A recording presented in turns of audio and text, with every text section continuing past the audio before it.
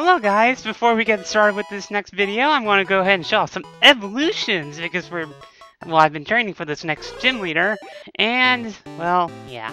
So yeah, the first one, at level 20, Hoot will evolve into Noctowl, which is a pretty useful Pokemon later on in the game, but still, evolved Pokemon are nice.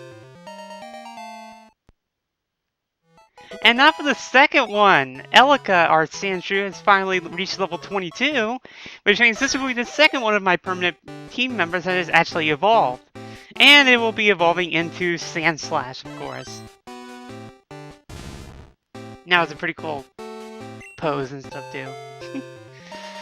Well, yeah, I have new evolved Pokemon now. So now, well, I should go ahead and show them off real quick. I go ahead and show off. No, I don't want to use Dig. Yeah, but here's Sandslash, it's still a ground type Pokemon. Yeah, its special definitely suffers, but its other two stats are pretty well. And then, of course, Noctowl. Still normal and flying type, and its stats are a bit more balanced, but yeah. Anyways. Hello guys, Guy Krishnani here with Let's Play Pokemon Crystal. In the last episode, we pretty much did all of the major business that we could do around here in Critique City for now. And I also went ahead and did some training, and now everyone is level 22, and of course I put Hoot back into my party. And let's actually... Alright, let's keep you. Alright, because I want to have those 4 in the front, because I'm pretty much going to be using most of my party for this. Because it's time for the gym leader of this town. Critique City, rather. Leader Morty, the mystic seer of the future. Which of course means our 4th war room. So yeah, Critique City Gym. Overview, 2 sages, 2 mediums, and a leader. The specialty type is Ghost. Not that that really makes much difference, and you'll see why. The signature move is Dream Eater, which is a powerful psychic type move that only affects sleeping Pokemon. While the TM move is by far and large the best offensive Ghost type Pokemon move ever. Like, for this generation at least. Minimum level 20, going at about 22. There's an annoying invisible path that you have to deal with in this gym. Not really that bad. Honestly, the only Pokemon you have to worry about is Ghastly and its family. That is literally all that is represented here. So you can take advantage of this, the poison weaknesses to that.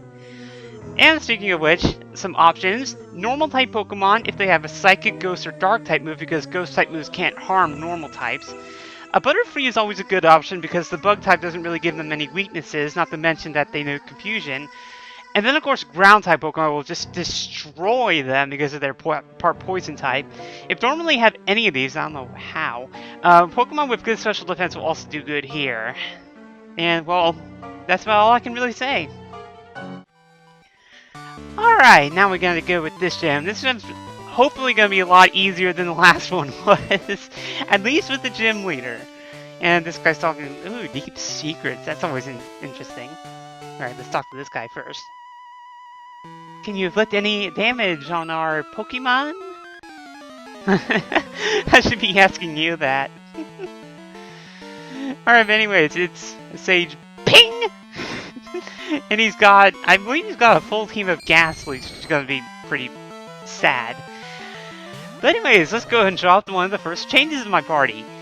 Umbra has finally learned Faint Attack, which is a very good Dark-type move. It has about a base power of 60, so it's slightly more powerful than a Bite move.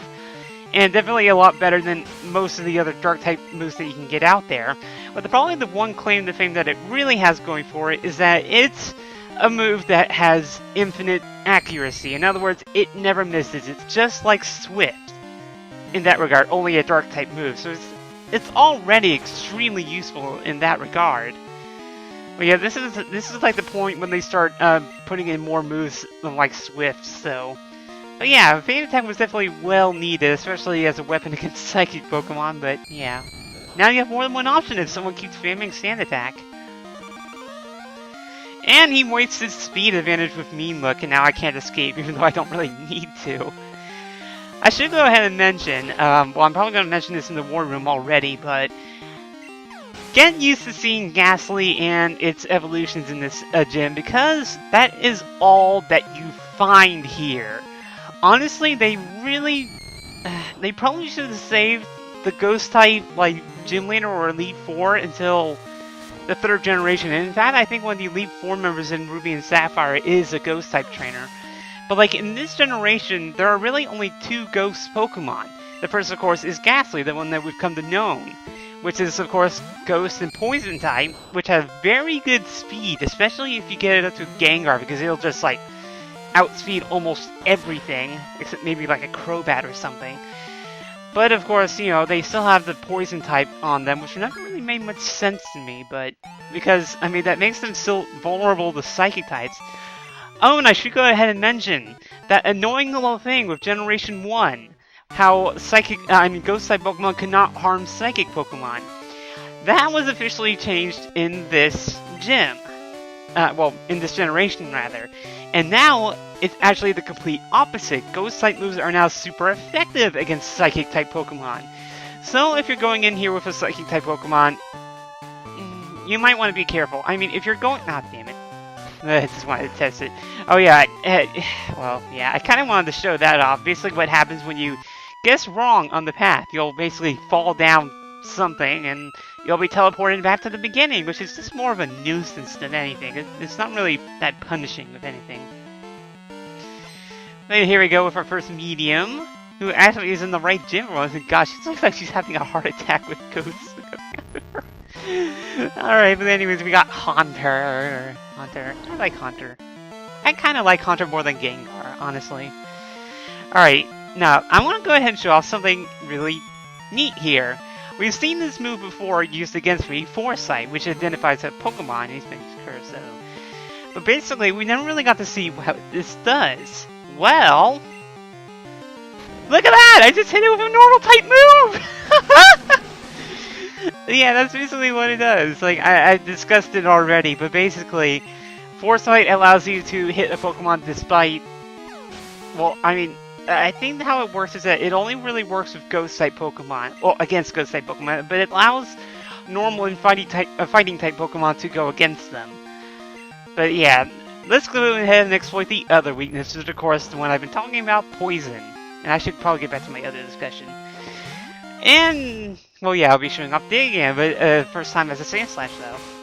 But getting back, the 2 Pokemon that... the 2 Ghost-type Pokemon that you had, there was Ghastly originally, and then they introduced only... I mean, to my knowledge, offhand, they only introduced 1 new Ghost-type Pokemon in this entire game. Now, granted, it does have the advantage of not having a sub-type, so it's pure Ghost, so it won't have any weaknesses to Psychic moves. Problem is, though, unless they changed this in Crystal, which God, I hope they did.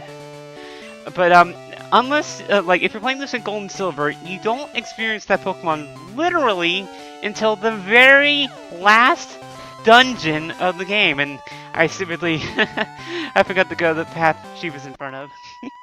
Silly me. I spent the spring with my Pokemon. Then summer, fall, and winter. Then spring came again. We have lived together for a long time. And yeah, I kind of brushed over it, but that old woman told you the secret to this place. Basically, the path is always in front of them. But yeah, it's like... I mean, they saved that Pokemon for just, like, pretty much the dead end of the game. At that point, the only reason you're catching it is to fill up your Pokedex.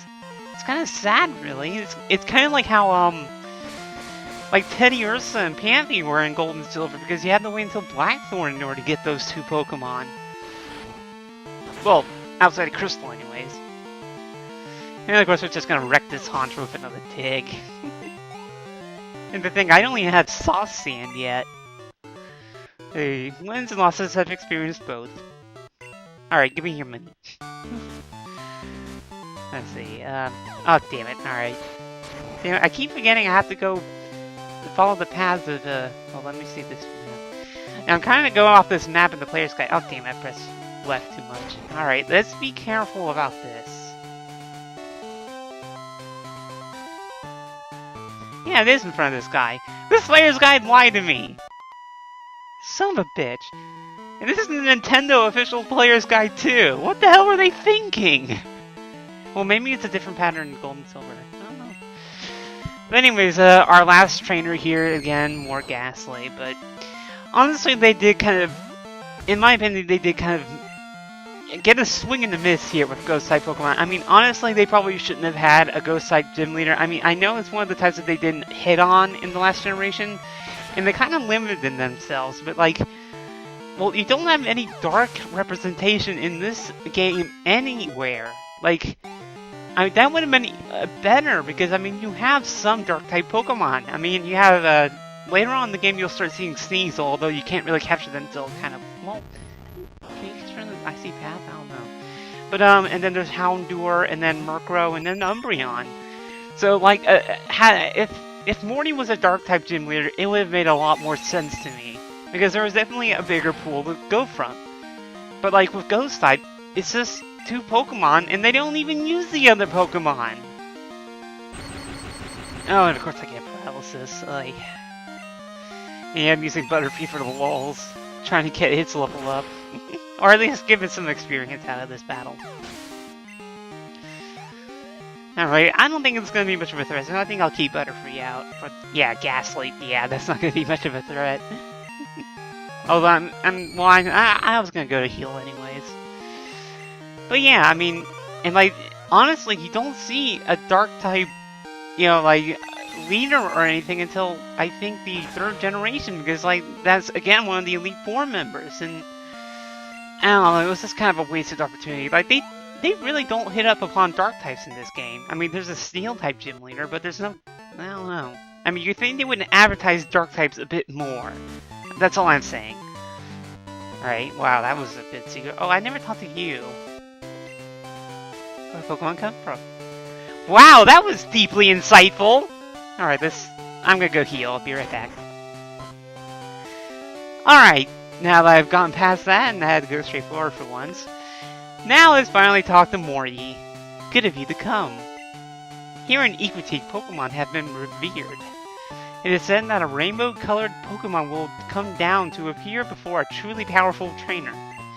I believe that tale, so I have secretly trained here all my life. Now, as a result, I can now see what others cannot. Just a bit more. With a little more, I can see the future in which I meet the Pokemon of rainbow colors. You're going to help me reach that level. And now we get started with the 4th Gym Leader, which is, of course, Morty. He's going to have 4 Pokemon. Holy crap. That's so threatening. It kind of looks like Solid Snake. Alright, but anyways, he starts out with Ghastly, level 21, with Lick, Spite, let's see, I think Mean Look and Curse, I think were the other 2. So, honestly, Ghastly's his least threatening Pokemon. It's also his only unevolved Pokemon, so, I mean, look at that, critical hit. He would have been an issue if he had actually survived that. Alright, now comes his first Haunter. This one's either going to be level 21 or 23, which will determine what moves it has.